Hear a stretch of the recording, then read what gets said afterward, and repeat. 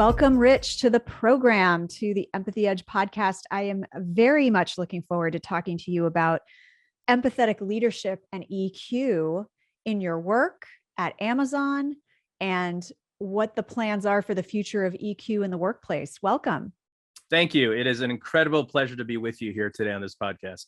So tell everyone quickly, how did you get interested personally in emotional intelligence and specifically empathy? Yeah, great question. So it goes a little bit into my background. I grew up in the United States, but I immigrated here when I was like 3.5 years old, and I grew up in the Midwest. But let's just say that no one would have accused me of having any emotional intelligence or EQ at all. And what happened was my childhood was a bit rough, right? I was bullied, I faced racism. So I had a lot of negative emotions, right? Things like loneliness and anger and resentment and fear. And so what I did was I suppressed all of them. I thought, you know what, these don't feel good. Let me get rid of all of them. And I decided to sort of focus on my cognitive side. And I found out, hey, I'm actually decently smart. So I studied really hard, got straight A's, got a perfect score on the SAT, and then got into engineering school, right, at Berkeley. And I was like, things are going great. I don't have to feel anything. I can just be a smart guy. And then I did something that completely messed up my plan. I got married. And my wife was like, you know what? Yeah, that doesn't go over so well in a marriage. Just a little tip for you. You need to work on these areas on the emotional side. And the other thing is I actually took a career pivot. Instead of going into engineering, I wanted becoming a missionary and an evangelist for a church. And so for both my personal and professional life, I figured, emotional skills and empathy might be helpful. And so I actually worked really hard at reading books and getting mentoring, a lot from my amazing wife and friends who knew better than I in this realm. I took a bunch of courses and really dramatically increased in these skills over time. And to the point that I started training other people from, brand new people to the workforce, all the way up to C-level executives.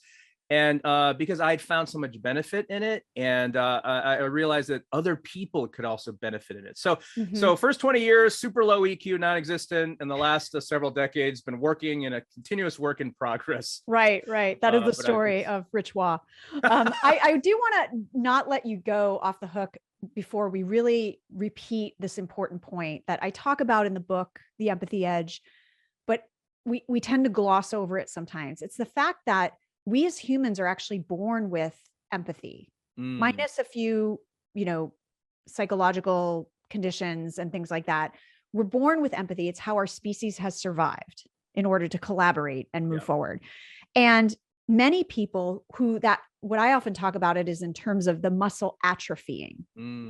So somewhere along the way, because they've done studies on babies and mirror neurons and show that babies innately are empathetic. So that overriding of the logic over the emotion is something that comes to us as we develop and as we are in different environments. But I love the fact that you've pointed out that this is a skill that can be honed. And I have ad nauseum talked about the fact that it's like going to the gym. And if you don't have six-pack abs, it doesn't mean you never can. And maybe more attainable, if you're not healthy and fit, it doesn't mean you never can be.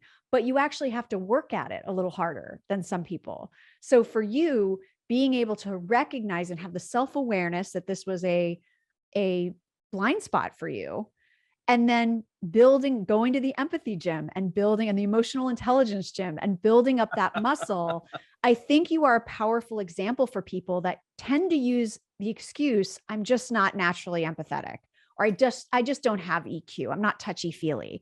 They tend to use that, especially leaders, as a cop-out for their behavior.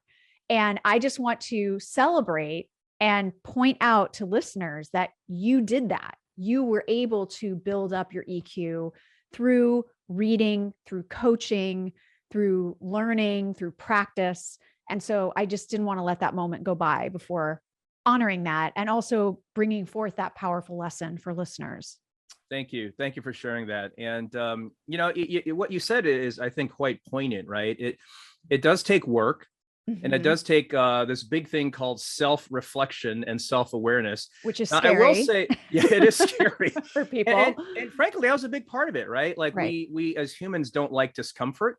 Mhm. And, getting in touch with the less pleasant or unpleasant emotions is uncomfortable. Mhm. And so is, when other people have unpleasant emotions, connecting with them, because that's also uncomfortable. Very Yes. human, very normal. But what I realized was, wow, this is really uncomfortable. But you know what? I didn't die. Yeah.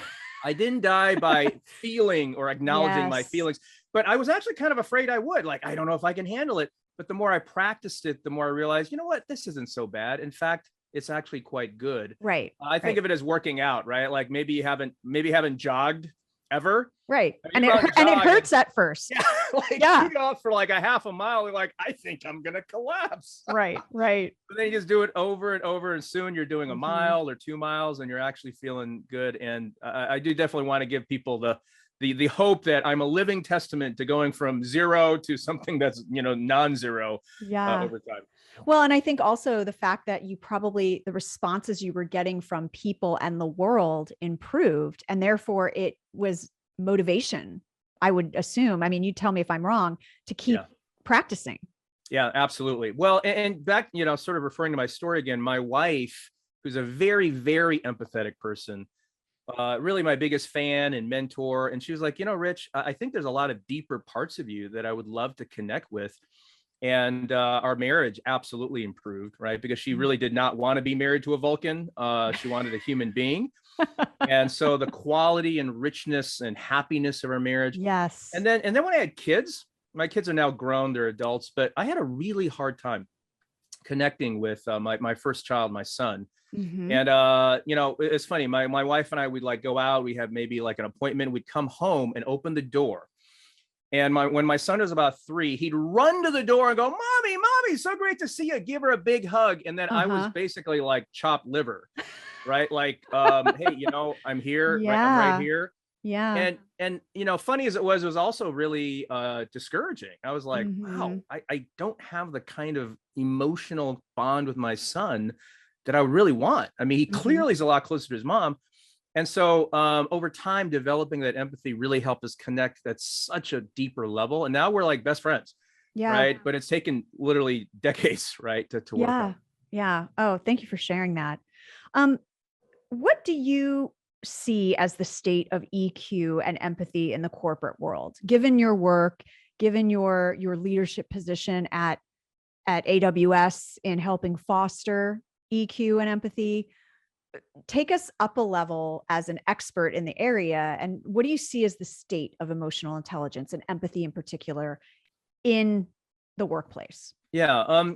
So, there's sort of a really macro level, which is the workplace in general. I mean, lots of research out there about it. Obviously, when you read articles today, so many articles about the need for empathy, and people have varying degrees of believing whether it actually can even be developed. You Hmm. mentioned it earlier. Actually, a lot of people think you got what you got, and what's the point of trying to work on it, right? And Mm. so, there's obviously a lot of stuff out there now at Amazon. I'm incredibly privileged to work at a company that is, really at the forefront of innovation in so many different ways. And it's Hmm. not just technology or products or things like that. We really believe in this idea of day one, which ultimately means it's always the first day. We are always evolving. We're always growing. We're always trying to get better. And that's not only our products or services for customers, but that's sort of ourselves as well as leaders.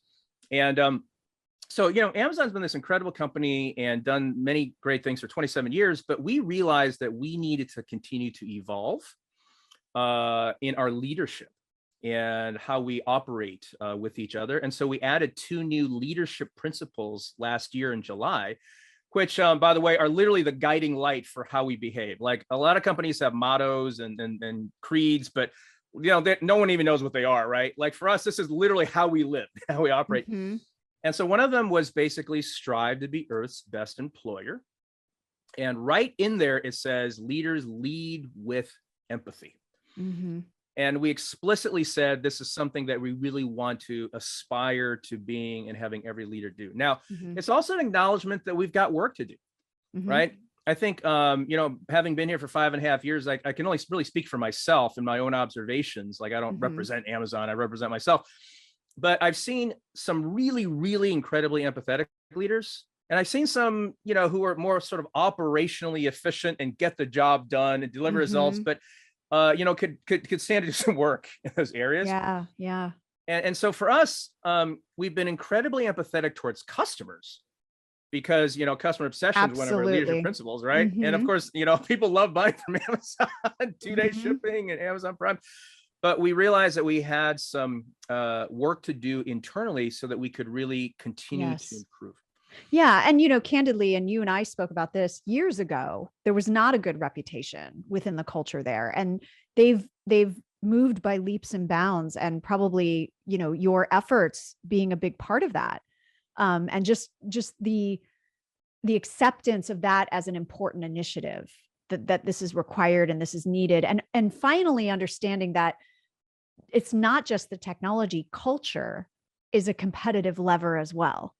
Yeah. Yeah. Yeah. Absolutely. Well, and several things have actually happened in the world stage, Yeah. right? And when I think of empathy, What's been happening? What's been happening in the world, Rich? I have no well, idea. I will say it this way, right?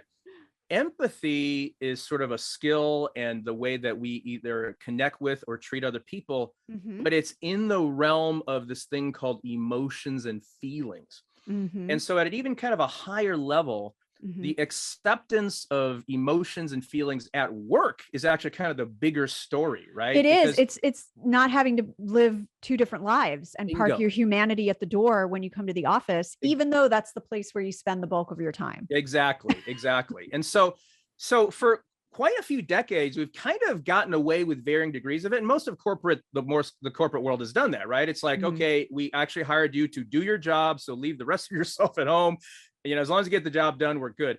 But of course, we all know the pandemic happened and Mhm. suddenly there was no dividing line between work and life. It No, all it became was like all this one. giant mishmash. Mhm. And so it forced people to go, oh my goodness, I now need to actually have a concern for the personal life of my employees, something I pretty much could get away with not thinking about before, right? I think Right. all leaders around the world sort of realize that. And then, of course, you have the bigger drive for diversity, inclusion, and equity, and all the racial injustice that we're really striving to fight, both as a country and a world, and also in our workplaces. So Mhm. those have really driven more of an awareness and desire, right, to embrace Mhm. empathy.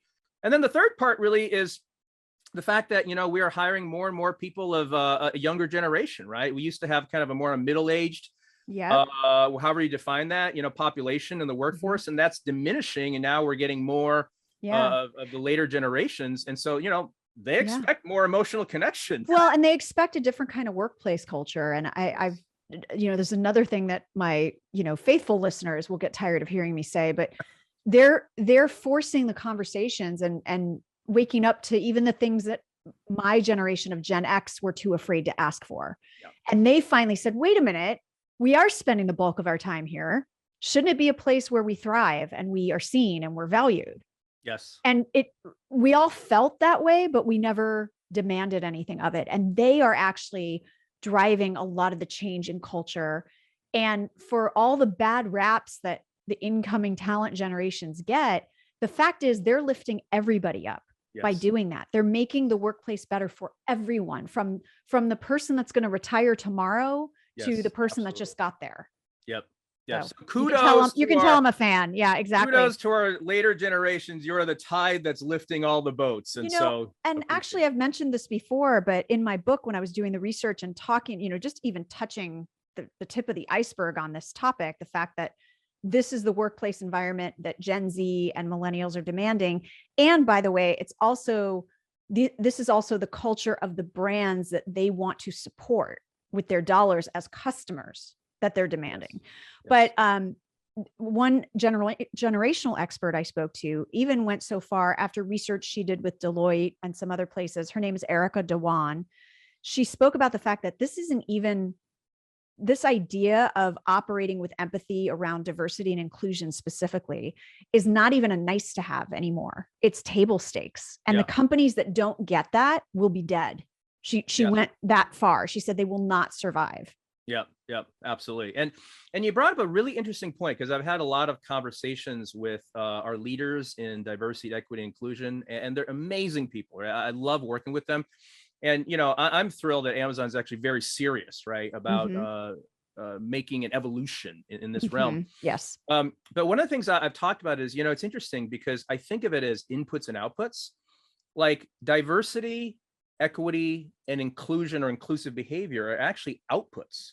Like you Yes. don't necessarily teach people that. Right. That's the result. What you Right. teach them is, of course, your favorite topic, empathy. Empathy. Yes. Right? That's actually the fuel that makes those efforts even work. Yes, Because that's otherwise correct. they're just checking boxes. And then the example I always use is then you just have a bunch of people around the table that don't understand each other and Yeah, can't work yeah, together. Right. yeah, But you exactly. have your pie chart and it looks really good about how many different cultures and races and genders you have in your Yeah. organization. But if they can't actually work together, it doesn't work. Yeah, exactly. And one of the things that we've had some vivacious discussion on is even basically DEI training, Yes. right? What I've seen sort of in the corporate world at large is a lot of it is basically just focused on here's how to act, or here are words not to use or to use, or it's a lot of sort of cognitive stuff. Yes. And that's helpful. I mean, it's good, but it doesn't actually make you more inclusive because everybody's different. Yeah. Right? I mean, am I really going to sit down and memorize the 1,000 words and phrases I should not be using? Right. I mean, it's Right. just literally Right. impossible. Well, it's like Right? teaching people recipes versus teaching them how to cook. Ah, I love Right. that. So Yes, it's if absolutely. we only give them the scripts, we actually need to give them the skills so that they can create their own scripts and have their own Yes. organic conversations and their Yep. own organic connections. And that requires, like you said, the messy work of dealing with emotions and Yep. humanity. And I don't know why it's taken us so long to realize that most of our problems are actually human interpersonal problems at work.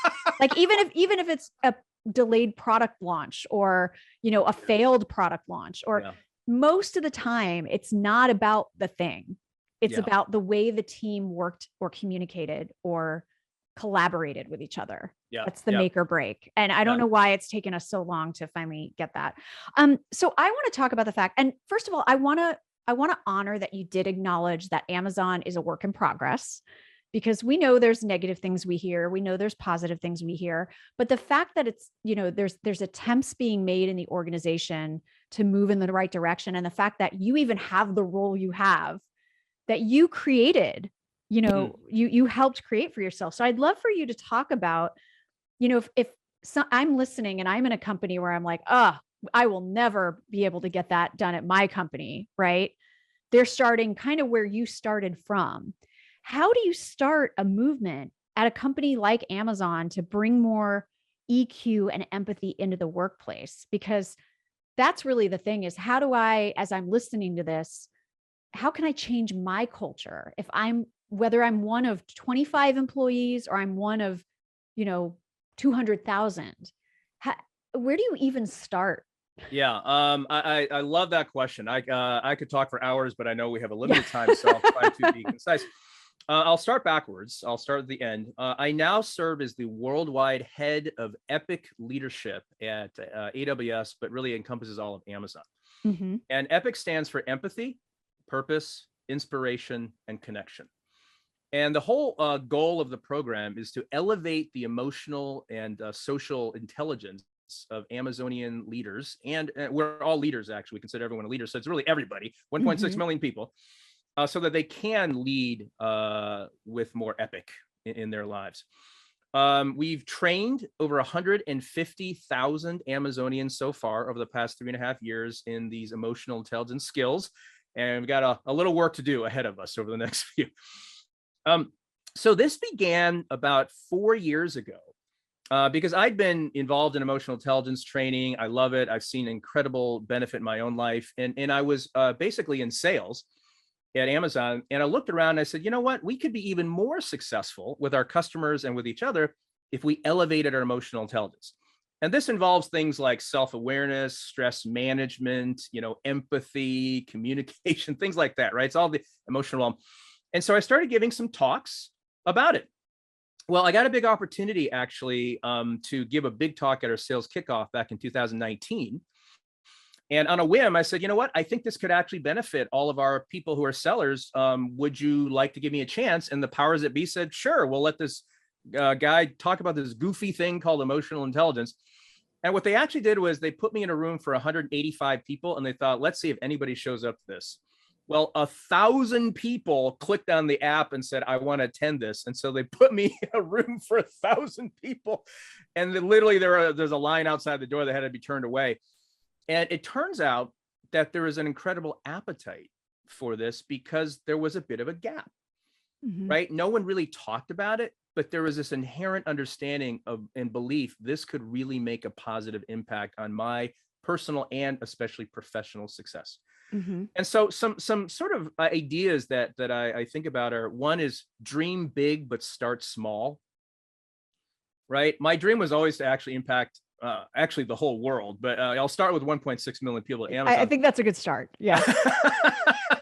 But I thought I got to start small. I have what I would consider a sphere of influence. Yes. And it was we all essentially, do. I think yes, that's such a right. key. I love that you're even using that phrase because I use that phrase all the time. It doesn't matter if it's the 4 people we work with on our team Exactly. or our family or our neighbors. We all have it. But I interrupted you because Absolutely. I got excited that you Oh used no, that all good, all phrase. good. Yeah. So my sphere of influence was my office with a few hundred people. So I gave that initial talk. About 75 people showed up. That was my sphere of influence. It was great. And then I gave more and more talks, and then suddenly I got the chance to deliver at SKO, and my sphere of influence became thousands. And it was just constantly expanding that sphere of influence because, one, I really believed in it, and I got great meaning from sharing this with other people. And 2, it also resonated, right? I presented in a way that actually fit with our culture and with what people are looking for. Because at Amazon, we're high velocity, got a lot going on. So managing stress is a big deal, right? If you can manage your stress better, you're just going to be a happier person. So I talk a lot about that. And then the third is just really having high quality, right? I've been working on my material for a long time. I know generally, a bit of what I'm talking about, and, pretty motivational when I talk. And so when people listen, they're like, this resonates with me. Right. And I want to be able to, partake. And the result of that was all these people started coming and saying, how can I help you? How can I support your effort? And so I have certain skills. I was an evangelist for 23 years, so I'm sort of a professional evangelist, right? So that part was good, but there are other people who are much smarter than I was, or better at systems and technology and mechanizing things. And so I got this whole group of people there that all volunteers who decided to work together to help spread this around Amazon. So that was kind of a big part of the secret to success, so to speak, is getting other people inspired and motivated to join something that they believe is meaningful for them and would also make a positive impact on people around them. I love it. Well, and I think that alone, start small and start with your sphere of influence is where it's at. Because especially when I speak to rising leaders or, aspiring leaders that are younger, they're like, I'm not the CEO. I can't change the culture here. But like you said, you can be the light within your sphere of influence. And I talked about this in the book. It's a ripple effect. Yes. Because all of a sudden you become a model for success, and you succeeding and showing emotional intelligence while you do it, first of all, shows other people what's possible. Yep. That actually is a thing, right? We don't have to be competitive in order to win. But it also says, oh, I see, I can find success here the same way and be rewarded for it and achieve my goals and achieve my objectives. And it becomes the thing where all of a sudden now that team is known for how they operate. And then other teams look at them with a little bit of envy and say, what's their secret? Oh, it's this whole emotional intelligence thing. It's this whole empathy and collaboration thing. We want some of that. And so that's slowly how that idea spreads. And initially you might have to be the outlier. You might have to be the exception to the rule, especially if you do have a really dysfunctional culture and that's where you're starting from. But if you're willing, and I'm not saying, stay in a culture that you're miserable in because you're trying to be a bright light, but if you think that there's a chance, and I've been in organizational cultures, perhaps you have too. And those of you who are listening, where the culture of the company was not great. Yeah. But the culture of my team, I would have died for them Like Yeah. we had such a good time together and we did so much together. And you can have that. I think that's another important thing, like kind of like you did with your spheres of influence. You can be the leader within that your own sphere of influence for your own team. You can have a culture within just your team that lights you up and that gets you excited. We all know what's the old adage that you join companies, but you leave managers or something like Yeah. that. Yeah. So, That's about right. if your team has its own brand and culture and values, that can go, someone referred to that as microcultures within the organization. Do you see that springing up at Amazon? Do you see sort of these like more and more bright lights being turned on as a result of the work that you're doing? Yeah, absolutely. And that's actually been ongoing for the last, I guess, 4 years. So I love what you're saying, right? That idea of being the light in whatever sphere you are. And, maybe you're a 100-watt bulb, maybe you're a 5-watt bulb, but, like turn it on, right? Right. Just get the thing on. Maybe you're that neon fluorescent light that's having trouble getting lit, Maybe but it's a eventually you flickering turn bulb on. that's Yeah, trying to exactly. turn. But no matter what it is, right? The fact is this: everyone is looking for hope and inspiration. Absolutely. I mean, that is human nature. And so if we're willing to try to be that, and, a book that really impacted me a lot a few years ago was Adam Grant's book, Give and Take, where it talks about just being a giver. And so that is really one of my fundamental philosophies, right? In life is strive to be a strategic giver where, in general, I basically give, right? Rather than take and or rather than even match, right? And so I love that. And what has happened is I think of Field of Dreams, if you build it, they will come. And if I just start sharing about the positive impact of emotional intelligence and empathy on my own life, both professionally and personally, then other people will be interested and say, how can I partake of this goodness? Right. And others may also say, how can I help you spread this? And so I went from me giving talks to a team of now 350, what I call EQ champions all across Amazon.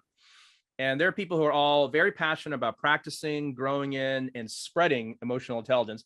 And these are people who are brand new to Amazon all the way to pretty senior leaders, right? I've got this whole crew of people who are very, very excited about doing it. And so they have also taken their sphere of influence and turned on their light. And so what I do is I provide to them the content, the ideas, the inspiration, and then we provide to each other the different things that we could possibly do to expand our sphere of influence and to maximize our impact in that sphere. And so it's become sort of the self-perpetuating growing thing. We call it the growth flywheel, right? That's basically going faster and faster and bigger and bigger. And so has there been impact? Absolutely. I mean, we just added a new leadership principle. Well, and actually, I would love to throw a curveball at you. How do you measure the impact? Because I get that question a lot, and it often depends on company to company how you're defining empathy. Some companies call empathy belonging. Some of them call it service. What types of, can you give folks ideas of some metrics they can use to measure the impact of trainings and content like this? Yeah. So first of all, I'll say it's a work in progress because every company is different. Right. And yet there are ways to be able to understand, right? One of the concepts we definitely use in our sharing is psychological safety, right? As well as inclusion, right? So the sentiment of people on their teams and whether or not they feel like they can be themselves, they can take risks, they can share about both mistakes and differing ideas is something we actually can measure through surveys and also through other things that we have already going. We actually have an internal system at Amazon where every day, most Amazonians get one question. And so instead of an end of the year survey where it's like, here's 200 questions about how you feel about work, you're like, oh my goodness. Yeah. You get in real time, one question, you answer it. And so we can actually gather lots and lots of data all the time. What's an example of a question? I'll give you a fictitious one, right? It's not a real one, but it could be something like, do you feel your manager is supportive on a scale of 1 to 5? I made that up. And hopefully they're caught on a good day where they're happy with their. Yeah, it can be different, right? Or back, during the pandemic times is, how do you want to return to the office, right? So we can gather these data points. So there are already systems that we have that we can basically work with to be able to understand what's the sentiment, right? Mhm. And so if a group has a particular series of scores you can look at Mhm. that describe how they feel about their manager or their team, it Mhm. could go through essentially intervention, and then at some point later, Mhm. after they've decided to make some changes, see where the sentiment is there. So that's one way of measuring that we can do because we Right. have the instruments. And so what I love this because this is a little bit more qualitative, and are you really just looking at the trend going up? That's so it's over time, like as the sentiment goes up, or if you see a dip, Yes, is yes, that kind that's of definitely okay? one of them. That's a qualitative one. Okay. Quantitative ones, are a bit trickier, right? As you Right. probably already know, there are assessments out there that can be used, right? Mhm. Empathy or psychological safety, things like that. But they're a bit of a heavy lift, right? You're going to have like Yeah. millions of people take some kind of assessment pre and post. I mean, it's Right. kind of difficult. We're hoping that with the really, really smart people we have, Mhm. smarter than I am, Mhm. data scientists and business analysts, we can start figuring out some connection between things such as retention, right? Hiring. And there's lots of Yes. research about that. Yes. That's what I was actually going to ask, is if Yeah. you're measuring length of employment, or Yeah. you know, I don't know, number of referrals people give Yeah. to their friends to come work there. I mean, I think that would be an interesting metric to trap. Days of absenteeism. Yeah. Yeah. I Uh, will say there are differing metrics. And here's the thing, mhm. right? There is research out there, Mhm. and yet there really hasn't been something done at a super large scale to give you, really rich data sets. Right. And so, we're sort of starting a little bit from scratch on trying to understand how to truly make things, there's loose connections, there's correlations, and there's cause and effect, right? Exactly, right. Is it causation or correlation? Well, and if anyone can handle large scale data figuring out, it's Amazon. So, Yeah. um, I love that. And just, I love the idea I just want to go back for a second and ask, because I get this question a lot too when I'm doing keynotes and talks and trainings, is what are ways to measure when you talk about, oh, we want to measure sentiment around psychological safety? Are the questions like the ones you mentioned, which is, do you feel safe to take risks? Do you feel like you can be your true self at work? Are those the kinds of things that you measure psychological safety against? Yeah. And like, so I will say it again, it's a work in progress. So I Right, don't right, have a right. definitive answer. We'll have you on in 2 years and see what's But going on. Yeah. based on Amy Edmondson's work, we do have very specific questions, right, that can be asked. Mm-hmm. And you mentioned a couple of them, right? Even things such as, do we feel like we have equal time talking, when we get together as a team, right? Mm-hmm. Do I trust that my colleagues are really there to help me be successful? Mm-hmm. Right? Yeah. Can I admit mistakes and feel like I'm not going to be punished? I mean, Right. there's a lot of different things that are out there based on the research. Right. And so again, the point is really, how do you actually, in a sort of a helpful and healthy way, gather data like that? Mm-hmm. Haven't figured it out. We're just starting this effort, but we Yeah. definitely love to measure.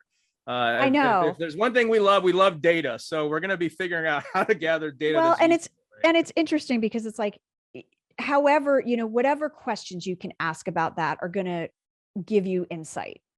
The thing that won't work is to ask people on a scale of 1 to 10, how psychologically safe do you feel? Right. Exactly. Or on a scale of 1 to 10, do you think your boss is empathetic? Right. Yeah. We've got to Right. get to the root of what those words mean to people. Yes. We're going through something similar with my son's school, where we want to try to get sentiment around inclusion.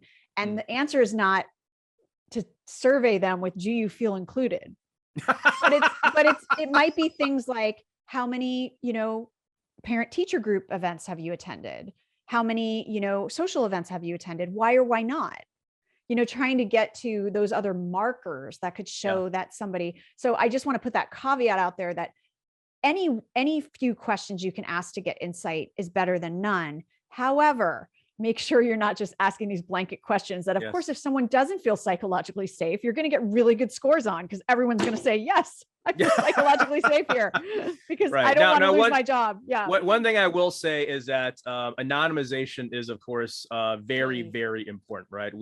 We aggregate data, so it is nigh impossible to know who answered how, and of course is very, very important for any, collection that you're going to do. Well, and I think, and if you have a smaller organization, the answer is also to bring in an unbiased third party that can talk to people, where people know it's secure, they know it's safe, and they know it's going to be kept anonymous. But at least you can get an aggregate summary of the pulse of what's going on in the organization. Yep. I love this so much. What do you see? What do you see as the future of EQ, both at Amazon, at the world at large? I mean, if you're like me, you're hopeful that we're changing the rules of workplace culture. Do you think that's true? Yeah, I absolutely think it's true. And the last couple of years have woken people up to the reality that this is really important. Mm-hmm. And emotional intelligence or empathy, whatever you call it, emotion skills, interpersonal, they're all in the same basket, all the same thing. It's right. It's basically taking that emotional, really personal human side and saying this is not only appropriate at work, it's also valuable at work. Right. And so I'm very optimistic as well. I'm cautiously optimistic is probably the way I would describe it. About the fact that we are moving in that direction. If you look at all the research out there, it's very, very high on everyone's mind, the idea that they want to work for a company that has empathy, right? And that actually does make them feel included and does make them feel like they're cared about and valued, right? And the fact that we actually have this leadership principle at Amazon is like a huge deal. Like if people don't understand the history, like the last time we added a new one was 2015. It's like ratifying the Constitution. Yeah, it kind of is. It's like an amendment to the Constitution. It's like a really big deal. So obviously, we're very serious about it at the very senior levels. And the fact that I actually got funded to take this job, like I basically created this job. Well, and I think that's an important point, is that your organization, and I think this is an important point for leaders listening, is you have to be genuine with your intent. You have to understand that it's going to take some time. You also have to put your money where your mouth is. Yeah. And it can't just be, especially like with my brand work, for example, it can't just be a pretty poster on the wall and not have teeth. It's got to actually be lived from the inside out of the organization. And that means what I call operationalizing empathy, looking at policies, looking at practices, rituals, reward structures, hiring, looking at all those things and investing in them when there's a gap. I love it. And we actually use the exact same philosophy, what we call them mechanisms, right? And there's a great famous quote from Jeff Bezos a while back. He goes, "Do not rely on good intentions, rely on mechanisms." Because that is how things are going to actually change. And so, yes, one of the biggest mechanisms is the new leadership principle. And the other one is, letting me hire a team and actually spread emotional intelligence across Amazon. Yeah. And train and let people spend time training on it. Like that's also because, when you go out and do those talks and convene those groups, you're taking time away from them working. And the company has said, that's okay. This is important. I mean, you get the culture that you reward, you get the culture that you invest the money in, you get the culture that allows people the time and the space to do what it is you want them to do. And I've often said, you cannot build, because empathy is not the same thing as being nice. And you can't build an empathetic culture simply by hiring a bunch of really nice people. Like that's not going to work. I mean, it might work for some things where they're able to Band-Aid some solutions, but at the end of the day, you really have to make it part of the DNA of the organization. Yeah, absolutely. And I've been actually really encouraged by the fact that so many leaders at many senior levels have said, I want to have me and my team take this course, get training, grow in it. I mean, I've not met resistance really anywhere that I've asked. In fact, we have a line out the door around the corner down the street of people who are in a waiting list to basically be able to partake of it. So I'm very, very bullish. And one thing I will say too, is sort of a final thought, is you have to be willing to take risks.